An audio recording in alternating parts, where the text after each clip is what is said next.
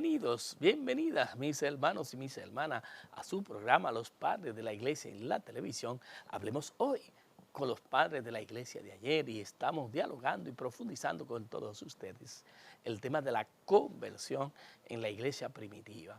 Y antes de entrar en el tema en sí mismo, hemos estado poniendo los presupuestos para desarrollar con toda profundidad este tema. Y hemos hablado en los programas anteriores sobre la conversión en el mundo pagano, la conversión en el mundo de la filosofía. Y hoy vamos a hablar de la conversión al judaísmo. Pues entre las religiones que ha conocido la antigüedad, se distingue entre ellos el judaísmo. El judaísmo es ante todo un pueblo más que una religión. Todas las viejas religiones se hallan estrechamente ligadas a la nacionalidad. El condenado político que es arrojado al exilio pierde al mismo tiempo su derecho de ciudadano y sus prerrogativas religiosas. Carece ya de hogar y de altar. El habitante de un determinado territorio que habita una ciudad extranjera no goza allí de ningún derecho político y no puede, salvo a excepción, tomar parte activa en su culto. Sin embargo, a medida que las ciudades autónomas ceden su lugar a grandes imperios, estas trabas tienden a desaparecer. Al culto local se sobreponen los cultos nacionales y aún los internacionales que pueden ser celebrados por todos y en todas partes. No hay griego que no adore a Zeus, a Apolo, a Demeste. A partir del primer siglo de la era cristiana, todos los ciudadanos del inmenso imperio romano comulgan en la religión de Roma y de Augusto, y la celebración del culto imperial los acerca más de lo que hubieran podido hacer las declaraciones más bellas de los filósofos sobre la fraternidad humana. Los judíos son la única excepción, pues no importa que a su alrededor se modifiquen las circunstancias políticas, es inútil que ellos mismos, después de haber sido sometidos a la dominación persa y luego a la griega, y que se hayan convertido en súbditos del imperio. No por eso dejan de afirmar que constituye un pueblo, una nación. Tiene en Jerusalén su templo y sus sacerdotes. Basta esto para que Jerusalén siga siendo a sus ojos la capital de su estado. Se hallan dispersos por todos los países del mundo. Tienen sinagoga en todas las ciudades importantes y más allá de la frontera del imperio. Hablan el griego, el latín, el persa, el siríaco y si es necesario, pero se sienten ser exclusivamente judíos. Y lo que hay de más notable es que las autoridades civiles, una después de otras, reconocen sus pretensiones y le conceden privilegios que no reconocen a ninguna otra agrupación. Los nombres con que se designan las comunidades judías pueden variar. La realidad que cubren estos diversos nombres es esencialmente la misma. El pueblo judío como tal es reconocido no solo por los sucesores de Alejandro Magno, sino también por el Imperio Romano, los cuales lograron mantener el ejercicio de sus propias leyes. Roma no pudo negar a los judíos de la ciudad como extranjeros, peregrini o esclavos la libertad usual para practicar su propia religión y observar las costumbres prescritas en su legislación religiosa. Cuando una serie de judíos llegaron a obtener la ciudadanía romana, insertándose así en la vida pública de la república, se planteó empero el problema peculiar. La particularidad de su religión impedía a los judíos el participar en los cultos oficiales, observar las prescripciones legales y la ceremonia que daba un carácter religioso a la multitud de actividades oficiales, sociales y económicas, de los cuales los judíos gozaban del principio de la tolerancia religiosa. la cual adquirió plena forma jurídica bajo César y obtuvo su regularización definitiva bajo Claudio. La destrucción posterior del templo de Jerusalén, la desaparición del Estado judío, no llevó consigo una supresión de tales privilegios. La concesión hecha a la nación en virtud de su religión no quedó afectada por el cambio político ultimado en Palestina. El estatus jurídico del judío de la diáspora había arraigado independientemente de las desventuras del Estado judío y privilegio de gran importancia para los judíos, tanto ciudadanos como simple aliado del pueblo romano. Fue la exención del servicio militar, reclamada por las prácticas de reposo sabático. La organización local de los judíos se muestra por doquier con el mismo carácter específico nacional, célula de la nación judía. La religión judía excluye a las demás religiones porque los paganos pueden adorar todos los dioses que quieran. Cuanto más adoran, más protectores tienen en el cielo, más probabilidades tienen de ver atendidas sus plegarias. Es totalmente diferente en el judaísmo, pues el primero de los mandamientos dado por Dios a Moisés está concebido así: yo soy Yahvé tu Dios, que te ha sacado del país de Egipto, de la casa de esclavitud. No tendrá otro Dios fuera frente a mí. No te fabricará escultura ni imagen alguna de lo que existe en el cielo o bajo la tierra o bajo de la tierra en las aguas. No te postrarás ante ellas ni las servirás, pues yo, Yahvé tu Dios, soy Dios celoso, que castiga la iniquidad de los padres hasta la tercera y cuarta generación de quienes me odian, pero uso de misericordia hasta la milésima generación con quienes me aman y guardan mis mandamientos. Esto lo dice el libro del Éxodo en el capítulo 20. Después del regreso de la cautividad de Babilonia del pueblo de Israel, pero sobre todo desde el levantamiento del triunfo de los macabeos, fueron vencidas definitivamente entre los judíos las seducciones del politeísmo.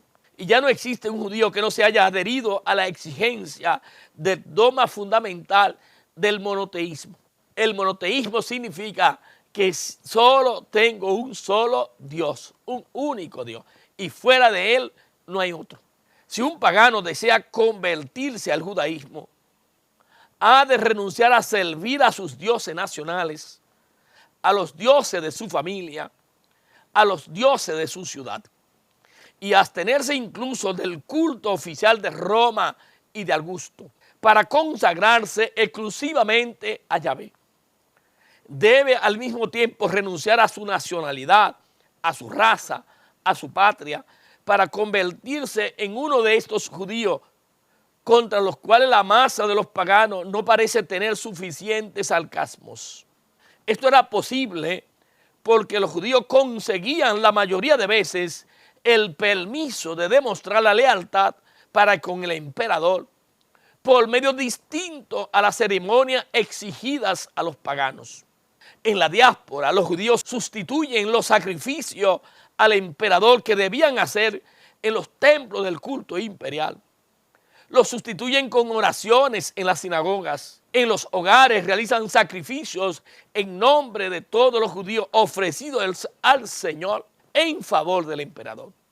Estas oraciones, estos sacrificios de los judíos son homenajes voluntarios, compensaciones espontáneas y arbitrarias ofrecidas por ellos y que dependen de su buena voluntad, que son para ellos formas obligatorias del culto imperial. Y su falta de cumplimiento es ciertamente punible. En los inicios de la era cristiana, los judíos se hayan esparcido por el mundo entero. Se le encuentra en todas partes donde haya dinero que ganar o comercio que realizar, estrechamente agrupados entre sí y llevando una vida separada, separado de las naciones, de la que reciben hospitalidad. En las grandes ciudades incluso llegan a poseer barrios especiales.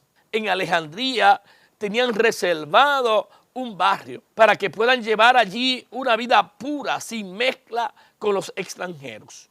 Vamos a seguir profundizando en este tema, mis hermanos, mis hermanas, en el próximo segmento. No se separen de su televisor.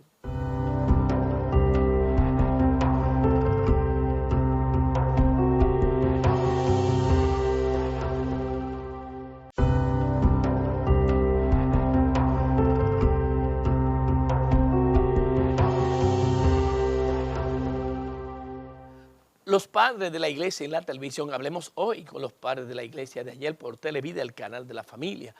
Y estamos profundizando en el tema de la conversión de los primeros cristianos. Cómo lograron conquistar todo un imperio en los primeros siglos. Y antes de profundizar en este tema, estamos poniendo las bases y hoy estamos dialogando sobre la conversión en el judaísmo, al judaísmo que existía antes que llegaran los cristianos. En tiempo de Filón de Alejandría se multiplicaron y eran bastante numerosos los judíos para poblar 2 barrios de los 5 existentes en la ciudad de Alejandría. En Roma residen sobre todo en la zona del Trastevere, entre otros. Y en tiempo de Tiberio poseían por lo menos 13 sinagogas. En Roma existían 13 sinagogas con una población de un total de 800,000 personas. En Antioquía, donde han sido atraídos por el mismo fundador de la ciudad, gozan de considerables privilegios, poseen importantes rentas. Flavio Josefo, sin señalar ninguna cifra, afirma que constituyen una parte importante de la población. No había un país del Imperio Romano que no haya sido alcanzado por la diáspora judía. Ellos llaman la atención porque no viven como los demás hombres, no frecuentan los templos de los dioses, no ofrecen sacrificios sangrientos, no tienen ninguna imagen de la divinidad que adoran, se reúnen para orar en las sinagogas que han hecho construir y decorar a sus expensas y a las que acuden con regularidad. Tienen sus días de fiesta que celebran con ritos especiales. Todas las semanas, en especial, guardan de manera muy estricta el descanso del sábado y es inútil que se trate de hacerle trabajar ese día. Tienen severos ayunos y se abstienen de ciertas carnes, sobre todo de la carne de cerdo. Llevan vestidos especiales y al menos los más religiosos entre ellos se aferran a sus filacterias sobre las cuales están inscritos algunos versículos de la ley de Moisés. ¿Cómo no iban a notarse gente que observan una conducta singular? ¿Cómo no iban a tratar de conocerle mejor los habitantes de aquellas ciudades? Sobre todo llama la atención la observancia del descanso sabático, el cual lo hacen con exactitud, a pesar de que tienen el monopolio de ciertos comercios, sin hablar de la administración del dinero, de tal modo que muchas industrias quedaban totalmente paralizadas. En todo el mundo hallaban imitadores de las prácticas judías. Y esto no solo lo asegura Flavio Josefo cuando nos deja su testimonio citado. También en la multitud ha aprendido de hace tiempo un gran celo por nuestras prácticas piadosas. Y no hay ciudad entre los griegos, ni un solo pueblo entre los bárbaros, donde no se haya propagado la costumbre de nuestro descanso semanal, o los ayunos, la iluminación de las lámparas, y muchas de nuestras leyes relativas a la alimentación son observadas. Así como Dios se ha difundido por el mundo entero, del mismo modo la ley ha viajado entre los hombres. Examine cada cual por sí mismo su patria y su familia, y no podrá en duda nuestras palabras. Son mucha la gente que no se contentan con imitar las prácticas o con copiar las actitudes de los judíos. Quieren saber lo que enseña, lo que cree ese extraño pueblo, tan diferente de los demás, y que ha esparcido por todas las naciones sin dejarse de asimilar de ninguna nación. La toma de Jerusalén por Pompeyo, la reconquista de Palestina por Vespasiano y Tito, la campaña de Adriano contra Bar Kokhba ha multiplicado el número de cautivos reducidos a servidumbre, pues hay esclavos judíos en muchas casas de los romanos. Los libros santos ya se habían traducido por Ptolomeo IV de Alejandría en el siglo III, lo había traducido del hebreo al griego, la Biblia de los 70. Llamaba sobre todo su atención, pero además tienen a su disposición toda una biblioteca donde manejan con frecuencia libros de filosofía moral y religiosa, como los escritos de Aristóbulo o el cuarto libro de los Macabeos. Entre las creencias judías, lo que se impuso por encima de todo es el monoteísmo más estricto, de tal modo que ellos se glorían de ser los únicos entre los hombres, de no admitir varios dioses. El judaísmo se presenta como el heredero de una gran tradición, más antigua aún que los primeros sabios de Grecia, y como el mensajero del Dios vivo que ha enseñado la ley por medio de Moisés, y en diversas ocasiones y de diversas maneras se ha manifestado por los profetas. Tienen derecho a gloriarse de los privilegios que han recibido, porque en verdad no hay nación tan grande que tenga los dioses tan cercanos así como está Yahvé nuestro Dios. ¿Cuántas veces le invocamos? Dice el libro del Deuteronomio. Los argumentos que presentan los judíos en favor de su religión tienen una fuerza innegable. No pueden por menos de causar impresión en los espíritus. Los que se dejan convencer por estos argumentos y renuncian a la idolatría son gozosamente acogidos por los judíos de raza. La literatura rabínica designa a los miembros de esta categoría con la expresión bíblica de Jehotasat, que primitivamente se aplicaba a un huésped imperfectamente asimilado a Israel. En griego y en latín ordinariamente se le llaman los temerosos de Dios, expresión de origen hebraica, como le indica el sentido particular del verbo temer. El Nuevo Testamento nos informa de varios paganos que de este modo se han aproximado al judaísmo y llevan el título de prosélito, como el centurión de Cafarnaúm, a quien los judíos les rinden el siguiente testimonio: merece que se lo conceda porque ama a nuestro pueblo y él mismo ha edificado nuestra sinagoga, hablando del centurión que se le acercó a Jesús para que le curara a su hija. También tenemos el testimonio del centurión Cornelio, que multiplica la limosna en favor del pueblo y que ora a Dios con perseverancia. Lidia, la vendedora de púrpura de Filipos, originaria de Tiatira, que recibe en su casa al apóstol Pablo y a sus compañeros. El corintio Tito Justo, cuya casa contigua a la sinagoga se convierte por algún tiempo en escenario de la predicación de San Pablo. La buena nueva del cristianismo haya quizá entre ellos una más fácil acogida que entre los judíos de origen, porque en aquello no tienen que luchar contra los prejuicios de raza que obstaculizaban a los judíos. Los temerosos de Dios, aunque asisten regularmente a las preces públicas que se recitan en las sinagogas, no forman aún parte de la comunidad de Israel, pues permanecen junto a la puerta en espera de ser admitidos de manera definitiva.